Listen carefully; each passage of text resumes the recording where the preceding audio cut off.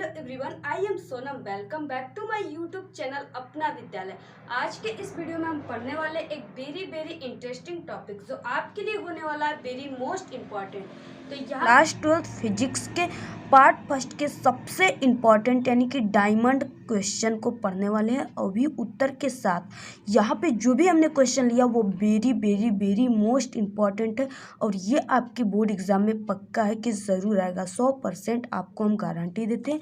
और ये जो क्वेश्चन है वो 1 से 4 पार्ट तक के क्वेश्चन है जो कि काफ़ी इम्पॉर्टेंट है और उत्तर के साथ बिल्कुल बारीकी से आज के इस वीडियो में हम आपको बताने वाले।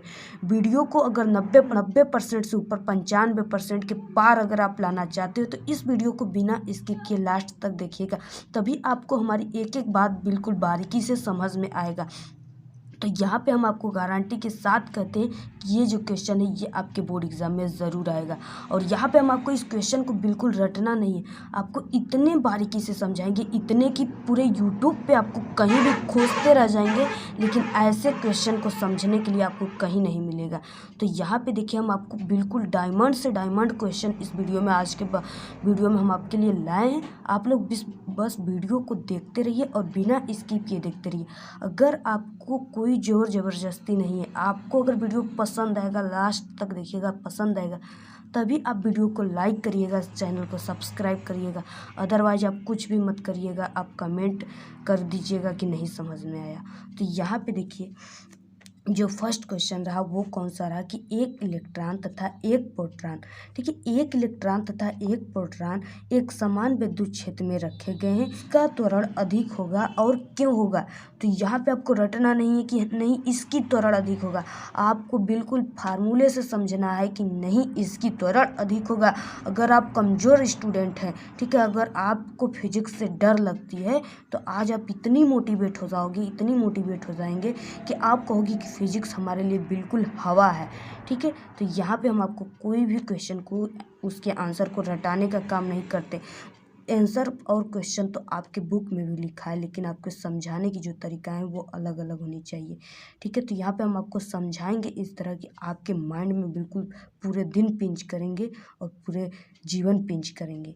तो यहाँ पे देखिए एक फार्मूला आप जानते हो कि जो कि आप पिछली कक्षाओं से ही जानते हो, यह बराबर होता है क्या यम में, ठीक है। तो जहाँ पे यम क्या है द्रव्यमान है और ये क्या है ये त्वरण है, ठीक है, और यह फोर्स है, बल है। तो यहाँ पे आप देखो कि यहाँ पे अगर हम इसको पक्षांतर करें, पक्षांतर का रूल तो आप लोग जानते ही होंगे डियर। तो यहाँ पे देखिए अगर इसको हम पक्षांतर करेंगे तो यहाँ पे जो यम इसमें क्या है ए के इंटू में है, तो यम क्या हो जाएगा यहाँ पे भाग में हो जाएगा। किस तरह हो जाएगा, तो यहाँ पे एफ डिवाइड बाई यम बराबर ए, ठीक है। तो यहाँ से क्या हो जाए ए बराबर एफ बाई एम, ये हो जाएगा ना डियर, हाँ हो जाएगा, ठीक है। तो यहाँ पे देखिए जिस यानी कि जो इलेक्ट्रॉन और प्रोटॉन है इसके द्रव्यमान भी होते हैं, ठीक है। तो इसके जो द्रव्यमान होते हैं आप ये जान लो कि जो इलेक्ट्रॉन का द्रव्यमान होता है वो होता है 9.0 इंटू 10 के पावर -31 kg, और जो प्रोटॉन का द्रव्यमान होता है वो कितना होता है 1.7 इंटू 10 के पावर -27 kg, ठीक है। दोनों के द्रव्यमान आप लोग जान गए, इसको आप तैयार कर लो, ठीक है। ये तो आपको याद करना ही पड़ेगा इसके द्रव्यमान कितने होते हैं। तो इलेक्ट्रॉन के द्रव्यमान जो होता है वो होता है 9.0 इंटू 10 के पावर -31 किग्रा, और प्रोटॉन के जो होते हैं वो 1.7 इंटू 10 के पावर -27 kg होता है, ठीक है। तो यहाँ पे आप देख रहे हैं कि दोनों इलेक्ट्रॉन और प्रोटॉन जो है इनमें से किनके द्रव्यमान अधिक है। तो यहाँ पे 9.0 इंटू 10 के पावर -31 kg जो है वो इलेक्ट्रॉन का द्रव्यमान क्या है अधिक है, ठीक है। तो यहाँ पे देखो आपकी ए बराबर यहाँ पे एफ डिवाइड बाई यहाँ पे हम इसका द्रव्यमान यानी कि इलेक्ट्रॉन का जो द्रव्यमान है वो कितना है 9.0 इंटू 10 के पावर -31 kg, ठीक है। तो जितना भी इसके यहाँ पे देखिए आप जितना इसका द्रव्यमान अधिक होगा उसकी त्वरण क्या होगी उतना ही कम होगी, ठीक है। इसका द्रव्यमान क्या है जितना भी अधिक होगा उसकी त्वरण उतना ही कम होगी। तो इसमें जो द्रव्यमान है वो किसका अधिक है, इलेक्ट्रॉन का अधिक है। तो इसकी त्वरण क्या होगी, एकाएक अपने आप कम हो जाएगी क्योंकि इसकी द्रव्यमान अधिक है। तो यहाँ पे एक इलेक्ट्रॉन तथा एक प्रोटॉन एक समान विद्युत क्षेत्र में रखे गए हैं, तो इसका त्वरण अधिक यानी किसका त्वरण अधिक होगा, तो वो किसका होगा, इलेक्ट्रॉन का होगा। क्योंकि यहाँ पे नेक्स्ट क्वेश्चन जो है वो समविभव पृष्ठ से क्या तात्पर्य है, यानी कि समविभव पृष्ठ किसे कहते हैं, यहाँ पे आपको ये देखना है। तो देखिए जो समविभव पृष्ठ होता है इसके एक आसान डेफिनेशन होता है, ठीक है। वो होता है कि किसी विद्युत क्षेत्र में, यानी कि किसी भी विद्युत क्षेत्र, ये किसको शो कर रहा है, हम आपको कई बार बता चुके हैं कि ये जो क्रॉस होता है जी, ठीक है, ये जो क्रॉस होता है वो विद्युत क्षेत्र यानी इलेक्ट्रिक फील्ड को शो करता है, ये इलेक्ट्रिक फील्ड को शो कर रहा है, ठीक है। तो यहाँ पे ये इलेक्ट्रिक फोर्स को क्या कर रहा है, शो कर रहा है। तो किसी विद्युत क्षेत्र में खींचा गया वह पृष्ठ, यानी ये इलेक्ट्रिक फील्ड है, यानी ये विद्युत क्षेत्र है, इसमें खींचा गया वह पृष्ठ, यानी इस तरह के हम पृष्ठ खींच दे रहे हैं, ठीक है। वह पृष्ठ जिस पर स्थित सभी बिंदुओं पर, यानी ये जो पृष्ठ है इसके सभी बिंदुओं पर, क्योंकि जो पृष्ठ है वो बिंदुओं से मिलकर बने होते हैं, ठीक है, छोटे छोटे कणों से मिलकर तभी तो बने हैं। तो यहाँ पे ये जो इसके सभी बिंदु हैं, इस सभी बिंदुओं पर जो विभव का मान होता है वो क्या होता है, समान होता है, उसी को ही कहते हैं समविभव पृष्ठ। आप लोग समझ गए, बिल्कुल नोट कर लीजिए अपने कॉपी पे, यहाँ पे लिखने की कोई ज़रूरत नहीं है, ठीक है, यहाँ पे आप लोग समझ गए होंगे। फिर उसके बाद देखेंगे नेक्स्ट क्वेश्चन है एक कूलाम आवेश में कितने इलेक्ट्रॉन होते हैं। तो एक कूलाम आवेश में कितने इलेक्ट्रॉन होते हैं ये आपको रटना नहीं है, इसको समझना है, ठीक है। तो एक कूलाम यानी कि कूलाम बराबर, जो आप फार्मूला जानते हो, क्यू बराबर क्या होता है, NE होता है, ये अब पहले चैप्टर का फार्मूला है, ठीक है, क्यू बराबर NE, जो कि काफ़ी इंपॉर्टेंट फार्मूला। अगर आप लोग फार्मूला की वीडियो नहीं देखे हैं तो आप हमारे चैनल पे अपलोड है, आप वहां से जाकर सूत्र इंपॉर्टेंट फिजिक्स के देख सकते हो। तो Q बराबर NE है, ये एक फार्मूला है। तो यहाँ पे जो Q का मान दिया हुआ है वो कितना दिया हुआ है, 1 कूलाम दिया हुआ है, कितना, 1 कूलाम दिया हुआ है, ठीक है। और यहाँ पे पूछा है कि आवेश में कितने इलेक्ट्रॉन होते हैं। तो आप लोग जानते हो कि यहाँ पे इलेक्ट्रॉन का जो मान होता है वो 1.6 × 10⁻⁻19 कूलाम होता है ना, होता है, ठीक है। यहाँ पे 1.6 × 10⁻⁻19 कूलाम होते हैं। तो यहाँ पे अब इस फार्मूले पर आप बिल्कुल इसको सेट कर दीजिए, रख दीजिए, क्योंकि आवेश का मान भी दिया हुआ है, ठीक है। तो यहाँ पे देखिए हम रख देते हैं, यहाँ से हम पक्षांतर कर देंगे, Q बराबर NE। तो मुझे N का मान निकालना है और Q और E का मान क्या है, दिया हुआ है, E का मान यहाँ पे, Q का यहाँ पे। तो यहाँ से हो जाएगा N बराबर, यहाँ पे क्या हो जाएगा, Q/E, पक्षांतर करने पर। अब यहाँ पे आप रख कर आसानी से निकाल सकते हो।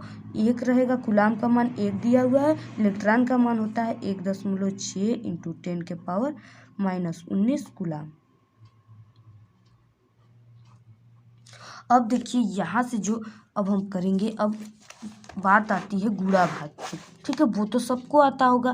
तो यहाँ पे देखिए अगर नहीं आता फिर भी आप देख लो, हम बारीकी से बिल्कुल समझाते हैं, ठीक है। तो यहाँ पे देखिए, यहाँ पे 1 यानी कि यहाँ पे 1 डिवाइड बाई 1.6 × 10⁻⁻19 है। तो इसमें हम क्या कर देंगे, यहाँ पे एक अंक पे दशमलव है तो इसमें 10 का हम क्या कर देंगे, ऊपर नीचे गुणा कर देंगे, ठीक है, गुणा भाग करने पर। तो यहाँ पे देखिए अब ये हो जाएगा 10 और डिवाइड बाई ये जो हो जाएगा वो 1/6 हो जाएगा, क्योंकि इसका यहाँ पे हम 10 से इसमें गुणा कर दिए, इसकी जो दशमलव वो हट गया और इसमें कुछ नहीं है दशमलव, तो इसमें 1 0 क्या हो जाएगा, ऐड हो जाएगा। तो यहाँ पे और ये देखिए जो 10 के पावर -19 है वो ऊपर जाएगा तो क्या हो जाएगा, 10 के पावर +19 हो जाता है, ठीक है। तो अब क्या करो कि आसानी से आप यहाँ पे जो 10 है उसमें 16 का भाग दीजिए, ठीक है। जब 10 में आप 16 का भाग दोगे तो कितने बार जाएगा, यहाँ पे एक भी बार नहीं जाएगा, 0, ठीक है। तो यहाँ पे 0 और दशमलव, यहाँ पे दशमलव लगाने पर यहाँ पे 1 0 बढ़ जाता है। अब 16 का 100 में भाग दोगे तो अब कितने बार जाएगा, 6 बार जाएगा, 16 × 6 = 96 होता है ना, 6 बार गया। फिर उसके बाद यहाँ पे बचा 10, एक कर्जा लिया, 10 में से 6 गया तो कितना आ गया, 4 आ गया। उसके बाद यहाँ पे दशमलव लगाए, यानी 3 अंक तक हम दशमलव 0 बढ़ा सकते हैं, ठीक है। तो फिर यहाँ पे 16 का जब 40 में करेंगे तो कितने बार जाएगा, 16 के दूना 32 होता है, ठीक है। अगर उससे ज़्यादा हम ले जाएंगे तो ज़्यादा में चला जाएगा, 32, यहाँ पे 8 उतरा, फिर एक जीरो हम यहाँ पे लगाएंगे क्योंकि यहाँ पे हम दशमलव लगाए इसलिए 3 अंक तक जीरो उतार सकते हैं। अब 16 पाँचे क्या होता है 80 होता है, तो यहाँ पे हमारा आंसर इतना आ गया। ठीक है 0.625। तो यहाँ पे आ गया n बराबर, ठीक है जो यहाँ से यानी कि n बराबर क्या आ जाएगा 0.625 इंटू जो यहाँ पे पावर है उसको तो भी लिखना है 10 की पावर 19। ठीक है तो यहाँ से जो हो जाएगा आपका n बराबर, यहाँ पे देखिए अगर हम दशमलव पीछे करते हैं ना तो घात क्या हो जाता है, अगर प्लस में रहेगा तो घट जाएगा, अगर माइनस में रहेगा तो बढ़ जाएगा। तो यहाँ पे 10 की पावर 19 क्या है प्लस में, इसलिए क्या हो जाएगा घट जाएगा। तो ये हो जाएगा 6.25 इंटू 10 की पावर 18। तो यहाँ पे आ गया 1 कूलम। तो यहाँ पे 1 कूलम आवेश में कितने इलेक्ट्रॉन होते हैं, वो होता है 6.25 इंटू 10 की पावर 18। ठीक है इलेक्ट्रॉन होते हैं। फिर नेक्स्ट क्वेश्चन क्या है कि दो आवेशित कणों के बीच, ठीक है दो आवेशित कणों के बीच यानी पे यहाँ पे क्या है दो आवेशित कण है। यहाँ पे मान लीजिए कि आप यहाँ पे एक है प्लस और यहाँ पे एक, यहाँ पे माइनस और प्लस दो हमारे आवेश ही हैं। ठीक है दो आवेशित कणों के बीच की दूरी, ठीक है दूरी क्या है आधी करने पे यानी इसके जो बीच की दूरी है r² होता है। तो ये क्या कर रहा है कि इसको आधी करने यानी 1/2 कर रहा है। ठीक है आधी करने पे उनके बीच जो बल होता है यानी जो यह फोर्स इस पे लगाया जाता है, वो यह फोर्स जो होता है फोर्स पर क्या प्रभाव पड़ेगा। तो यहाँ पे आप देख रहे हो कि ये दोनों जितने ही पास आएंगे यानी आप इसके बीच की दूरी को अगर आप क्या करोगे कम करोगे, जितना ही आप कम करेंगे तो उस पर बल क्या होगा उतना ही बढ़ता जाएगा। यानी कि दो लोग खड़े हुए हैं, ठीक है एक गर्ल्स और एक बॉय, दोनों खड़े हुए हैं तो वो जितने ही पास आएंगे उन पे क्या लगेगा उनकी भावनाएं उतनी ही बढ़ती जाएगी। ठीक है आप जान रहे हो ना उतनी ही भावनाएं बढ़ती जाएगी। तो वही यहाँ पे कहा गया है कि अगर हम दोनों आवेशों को जितना ही पास लाएंगे यानी इसके बीच की दूरी को क्या कर देंगे हम जितना ही कम करेंगे इस पे बल क्या लगेगा उतना ही इसकी दोगुनी लगने लगेगी। ठीक है आप समझ गए। तो यहाँ पे जो दो आवेशित कणों के बीच की दूरी आधी करने पर उनके बीच जो बल पर प्रभाव पड़ता है वो क्या हो जाता है, अगर बीच की दूरी आप आधी कर रहे हो तो उसका जो बल होता है वो 4 गुनी हो जाएगा। F कितना हो जाएगा 4 गुनी बल लगेगा। ठीक है किस तरह लगेगा आप यहाँ पे फार्मूला आप लोग जानते होंगे कि जो F बराबर होता है वो 1/4 pi epsilon not Q1 Q2 divide by r²। ठीक है तो इसी पर अगर हम यहाँ पे क्या करेंगे F के बराबर यहाँ पे रख देंगे, क्या रखेंगे 1/4 पाई एप्सिलॉन नॉट और यहाँ पे Q1 Q2 डिवाइड बाई क्या 1 बाई यानी कि r का स्क्वायर डिवाइड बाई 4, क्योंकि यहाँ पे दूरी क्या है आधी हम कर दे रहे हैं यानी कि यहाँ पे 1/2 रख रहे हैं।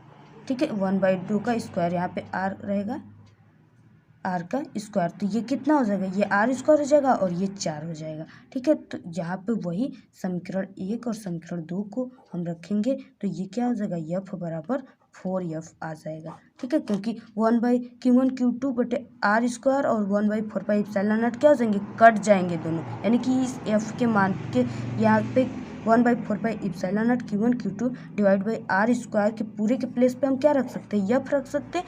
तो वही यहाँ पे F बराबर 4F यानी कि इसका जो दूरी अगर हम कम करेंगे तो बल क्या हो जाएगी 4 गुनी हो जाएगी। ठीक है फिर उसके बाद नेक्स्ट देखेंगे, नेक्स्ट क्या है गॉसियन पृष्ठ का क्या उपयोग होता है। तो आप सबसे पहले यहाँ पे ये जानेंगे जो गॉसियन पृष्ठ है वो क्या होता है। जो गॉसियन पृष्ठ है वो आवेश को परिबद्ध करने वाले यानी कि आवेश को बांधने वाला पृष्ठ होता है, ये काल्पनिक पृष्ठ होता है। ठीक है माना जाता है यानी कल्पना किया जाता है जो कि बंद पृष्ठ होता है। जैसे यहाँ पे हम क्या कर दिए आवेश को बंद करने के लिए यहाँ पे एक पृष्ठ मान लिए, वो क्या है काल्पनिक है, क्या है काल्पनिक है। ठीक है यहाँ पे ये काल्पनिक है जो कि आवेश को क्या कर रहा है परिबद्ध कर रहा है यानी बांध रहा है। ठीक है बंद कर रहा है। ठीक है आवेश को परिबद्ध करने वाला कोई भी काल्पनिक बंद पृष्ठ को ही गॉसियन पृष्ठ कहते हैं। आप यूं ही समझो कि जिस पे गॉस का प्रमेय, ठीक है, जिस पे गॉस का प्रमेय लागू होता है उसे ही गॉसियन पृष्ठ कहते हैं।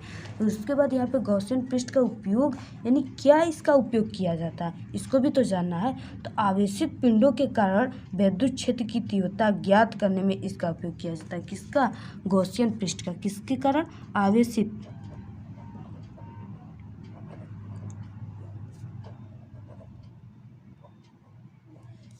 पिंडों के कारण विद्युत क्षेत्र की तीव्रता ज्ञात करने में इसका उपयोग किया जाता है। किसका? गॉसियन पृष्ठ का। ठीक है, ये कूलाम नियम इस पे लगाना क्या होता है? कठिन होता है, यानी कूलाम नियम नहीं लग सकता।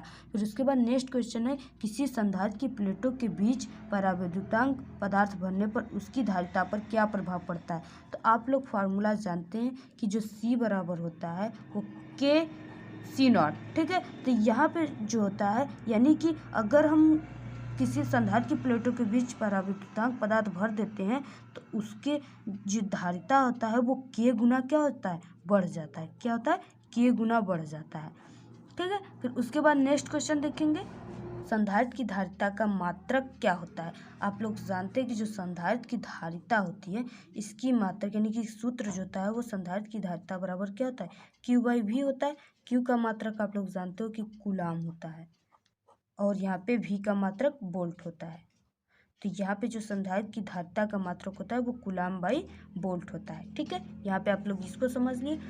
आज के इस वीडियो में इतना ही। आपको ये वीडियो कैसा लगा? अगर वीडियो पसंद आए तो प्लीज़ वीडियो को एक बड़ा सा लाइक कर दे, चैनल को सब्सक्राइब करके बेल आइकन को ज़रूर प्रेस कर दे, जिससे कि हमारे द्वारा भेजी गई सारी वीडियो की नोटिफिकेशन आपको सबसे पहले मिले। कमेंट करना ना भूलें। Thank you, all the very best, bye bye.